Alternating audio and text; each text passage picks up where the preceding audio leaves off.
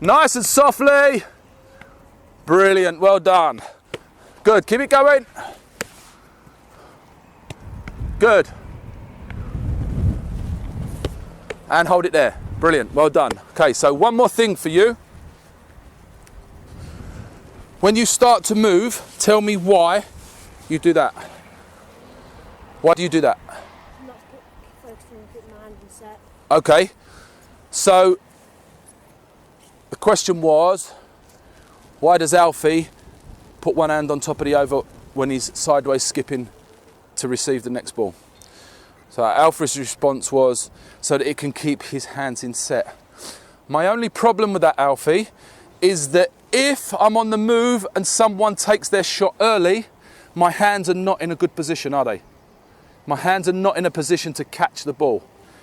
So if you flex your elbows and keep them in front of you, and you can see where they are through your peripheral vision, you know that they're in set.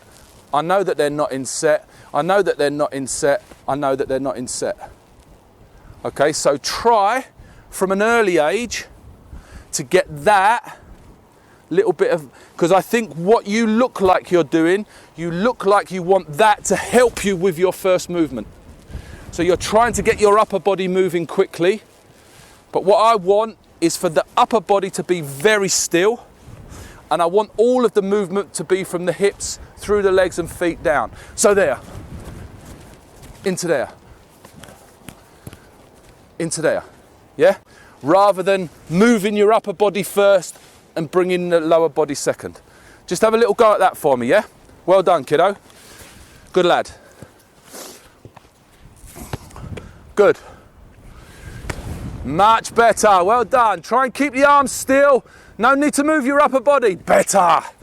Keep them arms away from hands away from each other. Brilliant. Keep it going, nice and still. Set. Lower body movement, upper body still. Terrific, son. Keep it going. Now you're cooking. That's fantastic. Last one for me. Last one. Good. So tell me how that felt for you in terms of movement. Tell me why. Why did it feel better? Because you might say to me it feels really bad and I can't do it.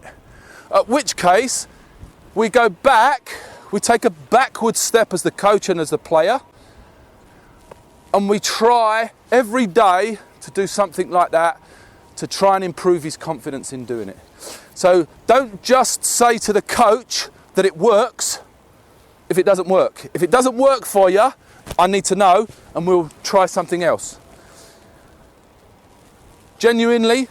Yeah, I think it's a lot easier to just focus on the feet. Okay, so from a coaching point of view, I always think this is really interesting, and the analogy to a duck or a swan on a lake or a river and a goalkeeper's movement around the goal is very similar.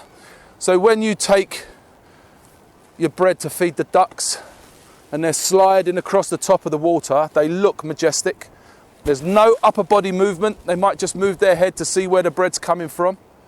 Is it coming from Jack? Is it coming from Alfie? Is it coming from me? But by and large, they're very still. If you took the camera underneath the water, that's where all the hard work is going on. Bang, bang, bang, bang, bang, bang, bang, bang, bang, to get there, to get there, to get there, to get there. Yeah? Okay. That's my point with this exercise, is to keep everything upper body wise as still as possible, because it's impossible to keep it really still. But let that do the work down there, and your concentration and your shoulders and your hands are always prepared to deal with anything that comes at you early. Okay, terrific. Last man.